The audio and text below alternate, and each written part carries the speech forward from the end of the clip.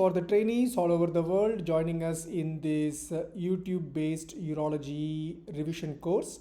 Today we are going to discuss few scenarios on prostate cancer. Thank you for our trainee who has agreed to make the recordings, which is quite useful as a revision tool. Now, to take it forward, you are in your 2-week wait cancer pathway clinic. You got a patient whose PSA is 5.9. How are you going to evaluate him? So I'd have a look before he comes in to see me about his PSA trend, if he's had any previous ones done. And I'd make sure if there's any less in the system about previous history, I'd have a look at those as well. So when I see him, key things I want from the history are why has he had the PSA done? So has he had any local urinary symptoms, storage avoiding, any visible hematuria? Has he any infective symptoms? Are there any systemic symptoms like weight loss or bony pains? Any recent urological history, particularly things that might have put his PSA up, such as instrumentation, and certainly any previous surgery or abdominal surgery that would be relevant. I want to ask about risk factors, so particularly familial prostate cancer and familial breast cancer as well. And I'd, of course, note his age and ethnicity. And then I want a general idea about his comorbid status and performance status. And I generally also ask about any metalwork in the body and any blood thinners, thinking about further investigation.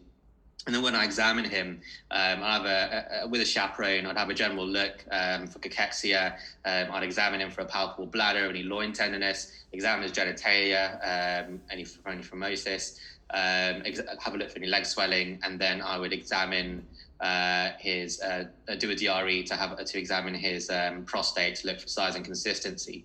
I forgot to mention I'd have also inquired about neurological symptoms if you mentioned any back pain. So at this point, I'd also examine his anal tone and do a full lower limb neuro exam if there were any concerns from that point of view. And then once all that's done, I would discuss the PSA, what that means, and where we take things from there, really. Yeah, and you can just group the symptoms, like for example, symptoms for metastasis like weight loss, back pain, anorexia, symptoms of possible spinal cord compression like lack of sensation or power in the lower limb. So just group the symptoms into small groups so that you can remember them quite easy. Okay. Good. He is 68-year-old and obviously his PSA is high for his age. What is the criteria for a patient to be referred by GP as per the NICE guidelines for PSA increase? So it's based on Sterling's PSA reference ranges. So I mean, roughly speaking, between 40 and 50, 2.5 is the cutoff. Between 50 and 60, 3.5, and it goes on from there. But his obviously is high for his reference range. And they're relatively. It's an old study. It was taken from the Olmsted County study. Sort of subset of those patients were looked at for prostate cancer. But it's for now that's sort of where we are with NICE guidance. Yep, you can try to reproduce the Austerling's age-specific range. It will really sound good. What you can say is 4 groups: 40 to 50, 50 to 60, 60 to 70, 70 to 80. 4 groups. And Okay. the PSA values were 2.5, 3.5, 4.5, and 6.5. Just omit the 5.5 alone. It's quite easy to remember rather than just saying that. I mean, it quite nicely implicates that you know the answer, but it's better to spell it out also because the whole scenario sometimes may be just PSA evaluation. So in that case, the examiner may expect some weightage on that. Fair enough. I didn't want to take too much time, but yeah, fair enough. Yeah. You said that the patient had this, you will ask the history of the breast cancer in the family. What's the importance of it? The relevance is with the BRCA2 gene, which can be implicated in hereditary prostate cancer. So that I mean, it accounts for a small proportion. About 9% of patients will have a true hereditary prostate cancer, but it's something that will be relevant for that reason. Okay, so for example, if a gentleman has one relative affected, the other one has 2 relative affected, does it make any big difference based on number of relatives affected? Yes, I mean, one relative wouldn't qualify as hereditary prostate cancer. It does increase the risk. So one relative puts it up by 2-fold, and these are first degree relatives are put up by 3-fold. For it to qualify as a hereditary prostate cancer, they'd have to be 2 relatives under the age of 55, all 3 generations affected, all three relatives within the nuclear family, and that will put it into the hereditary group. Is screening is possible in prostate cancer? Is it justified? So that's a complicated question, but yes, there are pros and cons to it. In this country, our UK National Screening Committee does not recommend it, and there's a number of reasons why. But fundamentally, it's a very non-specific test. The Wilson and Younger have a set of criteria for what makes a good screening test, and PSA wouldn't fit all of them. The fundamental issue is that we would end up detecting a lot of clinically insignificant cancers and putting people through investigations who don't have prostate cancer, which involves a lot of cost and a lot of anxiety to the patient, and of course risks when we're talking about invasive investigations. In terms of the evidence for it, I mean, the main trials that have been done would be in America and over here, and in Europe as well. So in America, there's the PLCO trial, and that looked at prostate among a number of other malignancies, lung, colon, and ovarian. And they randomized patients between having a scheduled screening program and a control group. And they didn't find a difference in overall survival between these two groups, but the control group were allowed to have opportunistic screening should they wish, and about half of them did.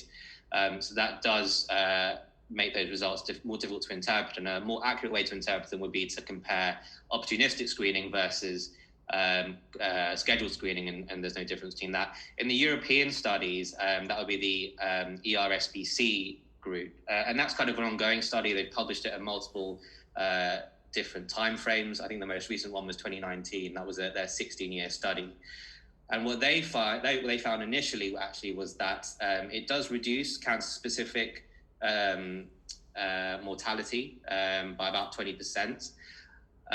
But you do detect more clinically insignificant cancers. And what they do find is that every time they publish these studies, the number needed to screen and number needed to treat actually goes down. So the last one, it was about 500 odd number needed to screen and about 18 for the number needed to treat. So there's a cumulative effect over time. And in terms of UK-based studies, there was a CAP study, which is a smaller study, but that, again, didn't show any significant difference in overall survival, and did show an increase in significant cancers being picked up in the screening group. So just overall, the upshot is that there's no place for pan-population screening, but I think there probably is a place for a risk-stratified approach to it. Okay. Is there any other UK-based trials like PROTECT study or PCPT trial you're aware of? Yeah. So those, I wouldn't say that those were necessarily aimed at screening, but yeah, in terms of what they were about. So the PCPT trial, I'll start with, was a trial comparing finasteride versus placebo, and they was looking really to see if there's any evidence for finasteride reducing the risk of prostate cancer. And it did find that overall it does reduce the risk by about 25% in terms of relative risk reduction. But what it did find was that there's a slight increase in the incidence of high-grade prostate cancers. I think it was about 1.3% in terms of absolute risk. So it was a relatively small risk, and it's difficult to interpret because there were, in terms of criticisms of that conclusion, of course, finasteride is going to reduce the size of the prostate, so that it's going to be easier to find high-grade prostate cancers. And castrate-resistant prostate cancers will, of course, be resistant to testosterone deprivation. So those are reasons why it might possibly have affected the results.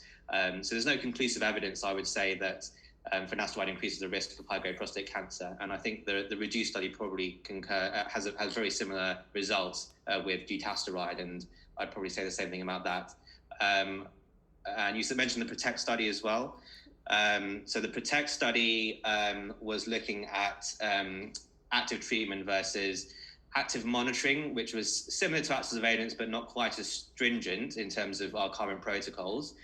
and they published their 10-year data. And I mean, the upshot was that there's no real improvement in overall survival with active treatment, either radiotherapy or radical prostatectomy. There is a slight improvement in metastasis-free survival and progression from that point of view. But then you could equally say that their active monitoring regime was far less stringent and may not have picked up patients that we would have picked up now at an earlier stage who would move on to active treatment.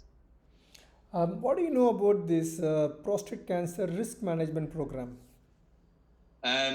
So the one that I would use would be based on the ERSPC data. There are risk calculators that can be found online for patients, actually at different stages, but for patients that come in with a raised PSA. You can put in values such as their ethnicity and family history and DRE findings, and you can come up with a risk, and it can help you in your counselling as to whether they'd like to have further investigation or not for prostate cancer. What you are saying is just a prostate cancer risk calculator. The prostate cancer risk management program is a specific UK-based program where they kind of trying to find a midway between not screening at the same time, full-fledged screening, but selecting some specific patients like PSA for patients who are coming to the Wellman clinic, more than 50-year-old, patients with men more than 45-year-old with family history of prostate cancer, and more than 45-year-old those who have the Afro-Caribbean descent, more than 40-year-old for those with carrying BRCA2 gene in the family. So it's a prostate cancer risk management program. It's Okay. Yeah, it's slightly like a midway between jumping into full-blown screening like the Americans or no screening midway. Okay, so that's basically EAU guidance, isn't it? That's what the EAU. Yes. Yeah. But this Fine. is UK based, so it's better to know the term. Fine. Okay. Perfect. Thanks. Good. So how will you approach this patient? His PSA is 5.9, he's 64-year-old. So I think it depends on a few factors. What are his risk factors, and what's my DRE finding? DRE so is normal. DRE is normal and doesn't have any risk factors. Did you say? No risk factors. No risk factors. So yeah, I'd explain that his PSA is raised for his age, and I'd explain what PSA is and the nature of it, the fact that it's non-specific and it can be raised for a number of reasons. I'd say that given the fact that it is raised, one option would be to investigate things further with an MRI scan or MRI scan and then followed by potential prostate biopsies. The other option would be to monitor his PSA with the risk that there's a significant cancer there, which would progress in the meantime. Okay, you can also repeat the PSA. This may be just the one of the PSA. So if the repeat PSA by chance becomes normal, you can ask the GP to keep an eye on the PSA and you can refer the patient back. What is the MRI protocol for the prostate cancer elevated PSA? It's a multi-parametric protocol. So how will you quantify the patient's MRI lesions? So we use the PIRADS version 2, PIRADS version 2.1, and that's the radiology reporting system for prostate cancer. What is the importance of it? So the idea is that it standardizes the approach to reporting multi-parametric MRI scans, and essentially it looks at a number of different parameters. If we were to just look at T1 and T2 as per most MRI scans, then there would be a lot of false positives and false negatives, because it can other issues like hemorrhage, etc., can cause changes. So the idea is that apart from these sequences, we're also using two or more functional sequences, which would be diffusion-weighted imaging, ADC, and often dynamic contrast enhancement. Based on those, there's a 1 to 5 scale which is used, and different parameters are used for the peripheral zone or transition zone, and the scale would go from 1 being clinically significant cancer being very unlikely, and 5 being very likely, and 3 being equivocal. We have we have evidence, but certainly one big trial, the PROMISE trial, which sort of validates the use of MRI in this context, to risk stratify patients and predict their chance of clinically significant cancer. Okay. You can give the percentages like 12, 48, and 72 for PIRAD 3, 4, and 5 for possible significant prostate cancer lesions. Yeah. Okay. And you can explain the components of MRI like MRI spectroscopy and ADC diffusion imaging. So you can explain few things. You can bring in the studies like PROMISE trial and PRECISION trial to support the use of pre-biopsy MRI. Okay. You know anything about the trials, PROMISE trial and PRECISION trials? Yeah. Okay. So the PROMISE trial was the one that was sort of validating the use of MRI. So that was a prospective confirmatory paired cohort study and done across multiple centres. It was about 570 patients, I think. And the idea was all these patients that have a raised PSA but less than 15 who are biopsy naive were all given an MRI scan, a transperineal template biopsy, and then a systematic truss biopsy.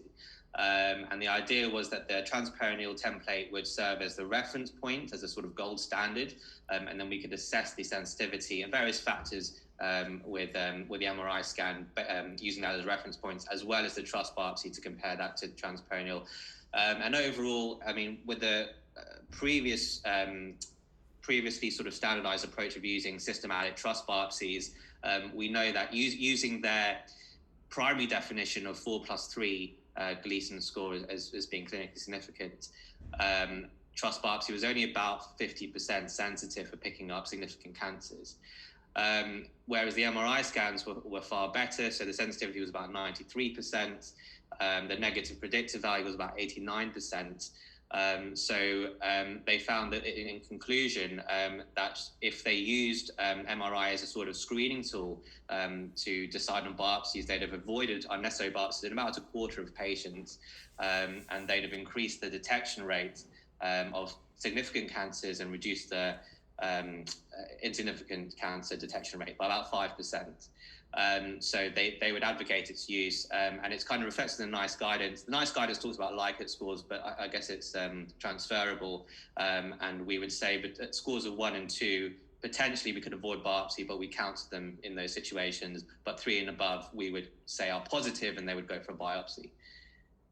So that's the PROMISE trial. The PRECISION trial was looking at the use of MRI targeted biopsies, which would either be cognitive fusion or MRI fusion, and comparing those to the use of systematic biopsies, truss biopsies. And again, that was a multi-center trial, but that was a randomized non-inferiority trial, and that overall showed that the rate of insignificant cancers was lower, and the rate of significant cancers was higher in the targeted group. So it advocated the use of targeted biopsies. Okay, that's good detail. How will you calculate a PSA density? So I calculate the volume, which we could use the ellipsoid formula to do, and then I would divide the PSA by that value. Any cutoff? 0.1. I mean, there are different cutoffs, but 0.15 would be the one in the NICE guidance. Yeah. And how will you calculate the PSA velocity? So we need at least 3 values of PSA, and they need to be at least a month apart.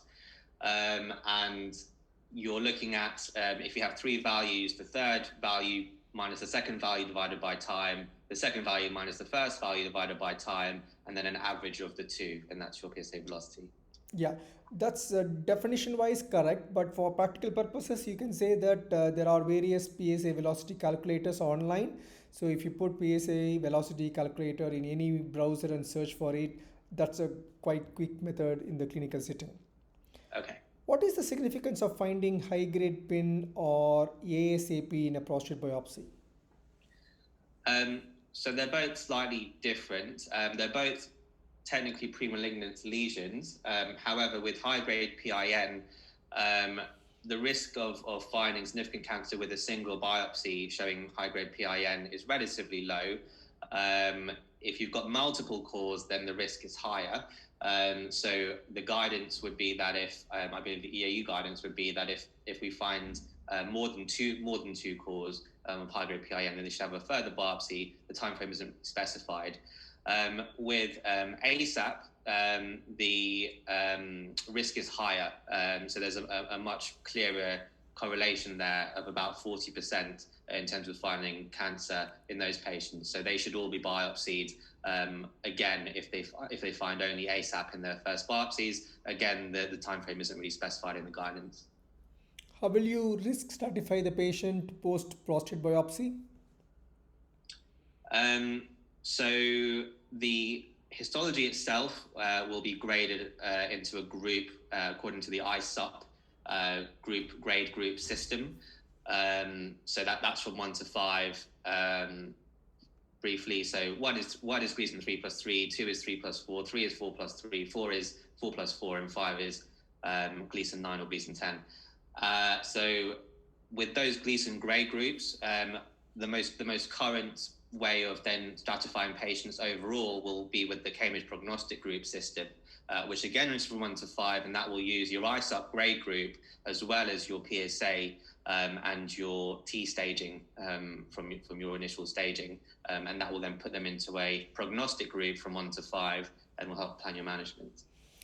You can mention the risk stratification in the NICE guidelines into low risk, intermediate risk, high risk. How will you do that? So that's the D'Amico classification. So that's I think that's the previous classification we used to use in the NICE guidance, and that used a PSA of less than, the low risk was a PSA of less than 10, Gleason 3+3, and up to T2A. Intermediate risk was T2B. Yeah, that's good. Yeah, that's quite straightforward. Once you know one classification, you can take it from there. The easiest way to say is you can tell the intermediate category and then tell whatever less than that is low risk, low, and whatever more than that is high risk. Okay, we can stop here. Any questions you have in this scenario? No, I don't know if I'm just waffling on too much or if I'm saying too little. I don't know. I'm not sure. You are going at a good speed. The reason why I went into detail on few areas is sometimes there may be a scenario just discussing management of elevated PSA. The examiner's aim is to take you through the screening and up to the biopsy. So we will not enter into the treatment part of it, but that's why it's better to have this kind of depth for the PSA alone. Okay? Okay. Good.